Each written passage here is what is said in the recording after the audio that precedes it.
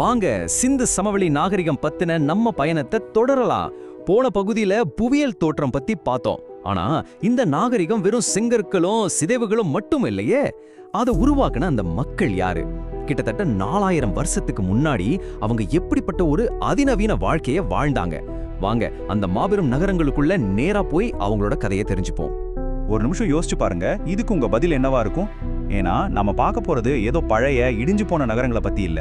இன்னைக்கு இருக்கிற நம்ம ஸ்மார்ட் சிட்டிகளுக்கே சவால் விடுற அளவுக்கு அவ்வளோ பக்காவா திட்டமிடப்பட்ட ஒரு இன்ஜினியரிங் அற்புதத்தை பத்தி தான் நாம தெரிஞ்சுக்க போறோம். சிந்து சமவெளி நகரங்கள்ல நீங்க பாக்குற எதுவுமே தற்செயலா நடந்ததில்ல. எல்லாமே ஒரு மாஸ்டர் பிளானோட பகுதி தான். ஒவ்வொரு தெரு, ஒவ்வொரு கட்டடம், ஏன் ஒவ்வொரு வடிகால் அமைப்பு கூட அவ்வளோ நேர்த்தியா வடிவமைக்கப்பட்டிருக்கு. அவங்களோட அந்த தொலைநோக்கு பார்வை எவ்வளோ ஆச்சரியமானதுன்னு இப்ப பார்க்கலாம். அவங்களோட நகர திட்டமிடல் ரொம்ப சிம்பிள் ஆனா பவர்ஃபுல். முதல்ல நகரத்தோட மேற்கு பக்கத்துல கொஞ்சம் உயரமான மேடையில சிட்டாடல், அதாவது கோட்டை பகுதி. முக்கியமான பொது கட்டிடங்கள், நிர்வாக மையங்கள் எல்லாம் இங்க தான் இருந்திருக்கணும். அதுக்கு கீழே மத்த மக்கள் வாழ்ந்த பகுதி. ஒரு செஸ் போர்டு மாதிரி நேரா கரெக்டா 90 டிகிரியில வெட்டிக்கிற தெருக்களோட ஒரு கட்டம் போட்ட அமைப்பு.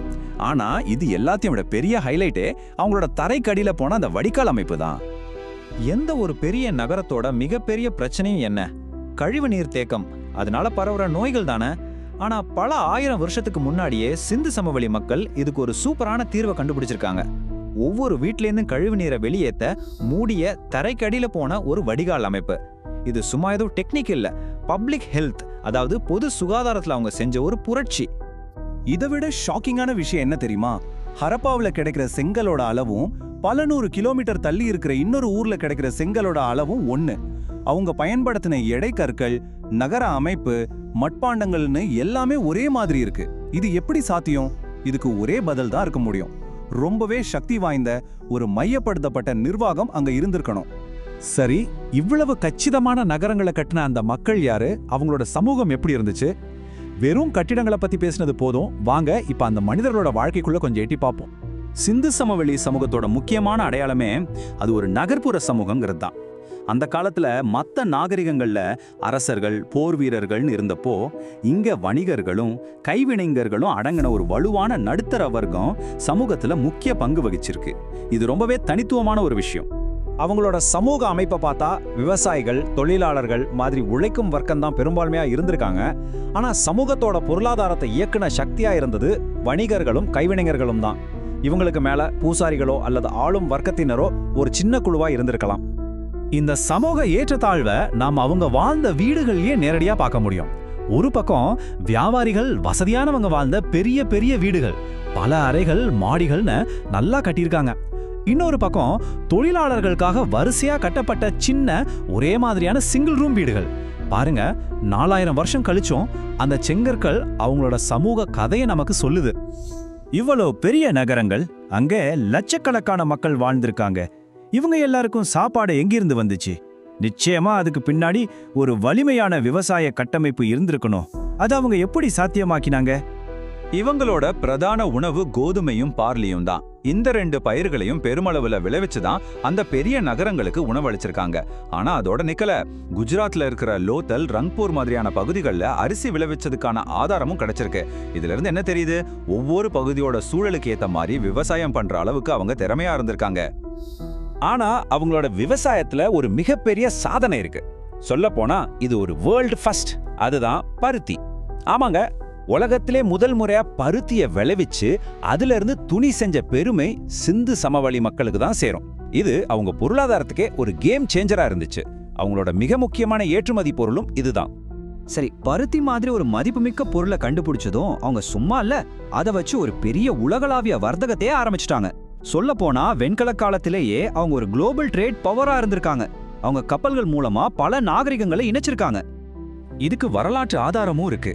மெசபடோமியா, அதாவது இன்னைக்கு இருக்கிற ஈராக் பகுதியில வாழ்ந்த சுமேரியர்களோட கல்வெட்டுகள்ல மெலுஹாங்கிற ஒரு இடத்துக்கு கூட வியாபாரம் செஞ்சதா குறிப்புகள் இருக்கு. இந்த மெலுஹா தான் நம்ம சிந்து சமவெளி பகுதிக்கு அவங்க வச்ச பேரு. இது 2 நாகரிகத்துக்கும் நேரடி தொடர்பு இருந்ததற்கான ஒரு உறுதியான சான்று. அவங்களோட வர்த்தக நெட்வொர்க் எவ்வளோ பெருசுன்னு பாருங்க. தென்னிந்தியாவில இருந்து தங்கம், ஆப்கானிஸ்தான்ல இருந்து வைடூரியம் பல விலை உயர்ந்த பொருட்களை இறக்குமதி செஞ்சிருக்காங்க. பதிலுக்கு அவங்களோட ஸ்பெஷாலிட்டியான பருத்தி துணிகள், தந்த பொருட்கள், மட்பாண்டங்கள்னு இங்கிருந்து ஏற்றுமதி செஞ்சிருக்காங்க. ஒரு முழுமையான சர்வதேச வர்த்தகம் நடந்திருக்கு. இந்த வர்த்தகம் உச்சகட்டத்துல இருந்தது கிட்டத்தட்ட கிமு 2200 இருந்து 1900 வரைக்கும் தான். ஒரு 300 வருஷம். தில்முன், அதாவது இன்னைக்கு இருக்கிற பஹ்ரைன், மக்கான் மாதிரியான இடங்களை இடைநிலை வர்த்தக மையங்களா பயன்படுத்தி மெசபடோமியாவோட ஒரு செழிப்பான வர்த்தகத்தை செஞ்சிருக்காங்க. ஆனா கிமு 1900க்கு பிறகு மெசபடோமியா பதிவுகள்ல மெலுஹான்கிற பேர் மெதுவா மறைய ஆரம்பிச்சது. இது வெறும் கல்வெட்டில் இருக்கிற கதை இல்ல, இதுக்கு உறுதியான தொல்பொருள் சான்றுகள் இருக்கு. மெசபடோமியாவோட நகரத்துல நம்ம சிந்து சமவெளி முத்திரை கிடைக்குது. இங்க மொஹஞ்சதாரோல அவங்களோட உருளை வடிவ முத்திரை கிடைக்குது. இதுல இருந்து என்ன தெரியுது? இது வெறும் பொருள் பரிமாற்றம் மட்டுமல்ல, இது கலாச்சாரங்களோட சங்கமம். ஒப்பனை பழக்கங்கள்ல இருந்து புதைக்கிற முறை வரைக்கும் 2 நாகரிகமும் ஒன்னோடு ஒன்னு கலந்துருக்கு. சரி, இவ்வளோ விஷயங்களையும் பார்த்தாச்சு. பல ஆயிரம் வருஷங்கள் கழிச்சு இன்னைக்கு நாம திரும்பி பார்க்கும்போது கல்லுலையும் அமைதியிலையும் அந்த மக்கள் நமக்கு விட்டுட்டு போன மரபு, அதாவது லெகசி என்ன? சுருக்கமா சொல்லணும்னா அவங்க வெறும் கட்டிடங்களை கட்டல, ஒரு நாகரிகத்துக்கே ப்ளூ பிரிண்ட் போட்டு கொடுத்திருக்காங்க. நகர திட்டமிடல்ல அவங்க மாஸ்டர்ஸ், சுகாதார பொறியியல்ல அவங்க முன்னோடிகள், விவசாயத்துல புதுமையாளர்கள், சர்வதேச வர்த்தகத்துல தலைவர்கள், எல்லாத்துக்கும் மேல ஒரு சீனான வாழ்க்கை முறையை உருவாக்கி வாழ்ந்து காட்டியிருக்காங்க. அவங்க செஞ்சதெல்லாம் நமக்கு தெரியுது. ஆனா ஒரு விஷயம் மட்டும் இன்னைக்கும் புரியாத புதிராவே இருக்கு. அதுதான் அவங்களோட எழுத்து. அவங்க செஞ்ச அற்புதமான இன்ஜினியரிங் சாதனங்கள் நம்ம கண்ணு முன்னாடி இருக்கு. ஆனா அவங்க என்ன நினைச்சாங்க, என்ன பேசுனாங்கன்னு அவங்களோட வார்த்தைகள் மர்மமாவே இருக்கு. ஒருவேளை அந்த மௌனமான முத்திரைகளோட ரகசியம் ஒரு நாள் நமக்கு தெரிஞ்சா அவங்க நமக்கு வேற என்ன கதையெல்லாம் சொல்ல காத்துக்கிட்டு இருக்காங்களோ யோசிச்சு பாருங்க.